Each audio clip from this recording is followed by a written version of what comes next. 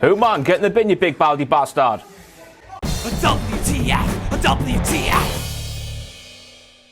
Hello, I'm Ross Waddell from Cultaholic.com. You are my sexual wang pheasants, and welcome to all of the WTF moments from last night's SmackDown Live. And because it's coming home, I'm not quite sure where I am, so today's episode is going to be a rapid fire ting. So Kane claimed that Team Hell No is back and better than ever, and I'm asking myself, when the hell did Daniel Bryan grow an inch, and when the hell did Kane shrink several inches, and when did both of them turn Dastardly Diddler and run their own WWE brands? Because of Eric Bischoff. Jey Uso does not watch SmackDown Live. So we got ourselves into a yes no orgy, and just before things were blotted everywhere, the Usos came out with Jimmy Uso saying the following: I told you I saw them last week.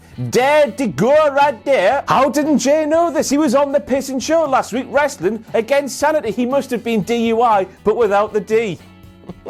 And then Jey besmirches the great name of Paigey Wagey by lambasting her cult to hand Team Hell No a tag team championship shot only because they hugging. And then he goes on to say that he's been hugging his brother since they were 2 years old, and I'm asking myself, what the hell went on between the Usos in the first 2 years of their lives? I thought they were supposed to be down since day one-ish. I tell you what's gone on here. One Uso stole a nipple from the other, and I've only said this because nipple is a remotely funny-ish word.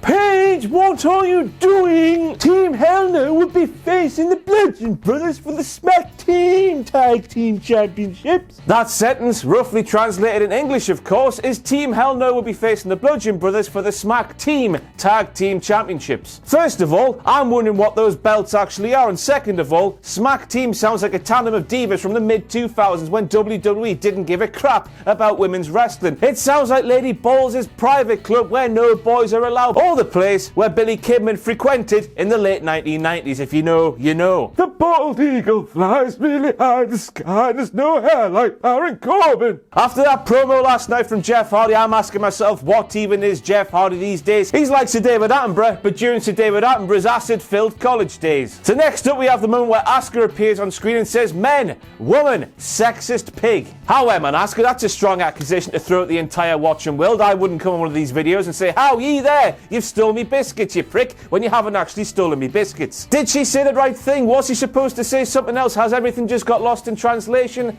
I think it might have. Made a grave mistake, Corey. There he is. Thank you very much to Emma and Friend for their Cultaholic related signs at last night's SmackDown Live. Please, for the love of God, next time that you go to a WWE show, join them in joining us and taking the Cultaholic things to spread our name throughout the WWE universe. And Emma, tell me where you get googly eyes the size of that, because with them, the possibilities are endless. Made a grave mistake, Corey. So Corey Graves blots out some bollocks and then says that he's referencing what happened to Seth Rollins on Raw several weeks ago when he lost the Intercontinental Championship. It was 16 days ago. That could only be several weeks ago if you're a dog, or cryogenically frozen, or can't do maths. Or if you're Corey Graves and you're a massive flaming numpty. That's gotta be no. That's not your Kane trending worldwide, Vince. That's our Kane. That's Harry Kane. That's England captain Harry Kane. That is top goal scorer at the World Cup Harry Kane. That is World Cup winning captain Harry James Cuthbert couldn't swallow banana hammock Kane. It's coming home. Bollocks. Where on earth has that man been looking? Because the three people he claims to have not seen in 2018 have all appeared on big shows in WWE in 2018. Some wrestling fan you are, pal.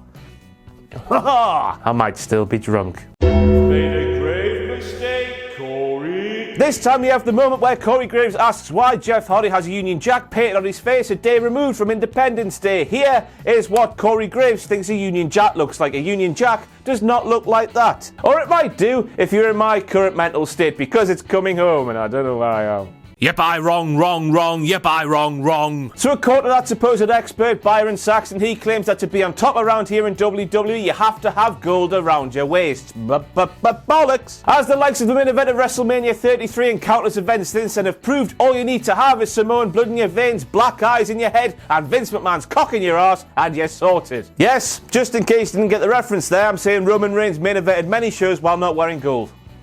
Cock in arse. Made a grave mistake, Corey. This time we have Corey Graves claiming The Miz is a 9-time Intercontinental Champion when he's not, he's only 8. years. Oh, Tom, that massive stiffy of yours causes you bare problems, doesn't it, pal? So after an entire match worth of wrestling where Jeff Hardy was doing the graps and with Matt Hardy being on Raw for over a year now, Tom blotted out the end of that match. Matt Hardy, can he shut down The Miz for good? And of course he did, because that aeroplane boner of his constantly distorts his vision. You should get yourself some protective goggles soon, mate, because by the sounds of things, that thing could be poking your eyes out very soon. Kids from the 1990s, this is what the narcissist Lex Luger looks like these days. Are you feeling old yet? Or are you feeling like you've dropped bare toot and transported to a world far, far away? Two bachelors with signs like that, ladies and gentlemen, I am not going there today. Everyone has their fetishes, I know that. And I know that's an IHOB joke, but who apart from No Way Jose on Raw has anything to do with burgers in WWE? Answers on a postcard, please. Tell me why that sign makes sense. Any man with two hands stands a chance. What are you smoking, Willis? Everybody knows it's any man with two hands has a fighting chance. We've got one of the most iconic catchphrases of our time, and you just go and put that in because you can't fit the real thing in. I tell you what, with stuff like that, I want to chin you. That's inappropriate. Yes, lads and lasses, we're back in 1998 because that sign there says I'd rather be in Charlotte, and I'm sure that when she saw that sign, she would rather be 6 feet deep in the ground and dead. And now it's time for this. Wankety wank, wankety wank, wankety wank, wankety wank.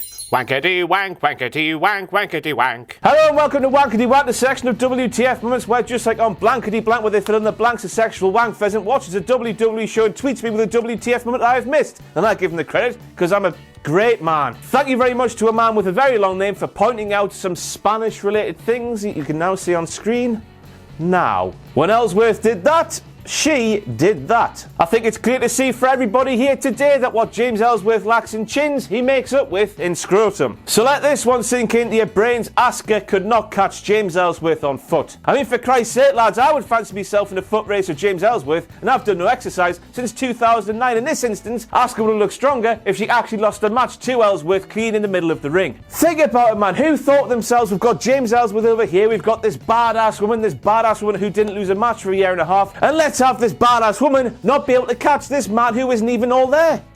It just doesn't make much sense to me. Nothing does today, though. Oh my tits, I cannot believe we've arrived here, but my Bane spirit animal claims that AJ Styles has not faced this Rusev before, and I'm here to say Rusev, unfortunately, he has.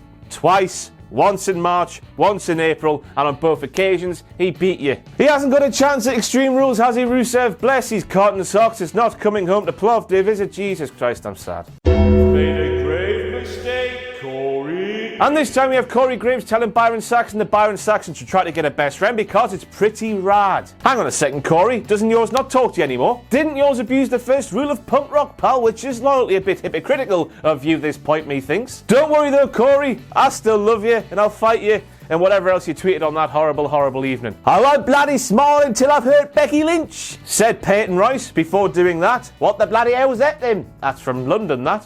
And that's it for the WTF moments from last night's SmackDown Live. I think I've been Ross from Cultaholic.com. I think you might have been a sexual wank pheasant. I'm not quite sure. I don't know what's going on, because I don't know if you heard, but it's coming home. Goodbye. If you want to follow me on Twitter, it's at Ross on Wrestling. If you like what we do here at Cultaholic, we have a Patreon page. Please support us at patreon.com/Cultaholic. But most importantly of all, do not forget to subscribe to this channel and follow us where we are worth following, which is everywhere.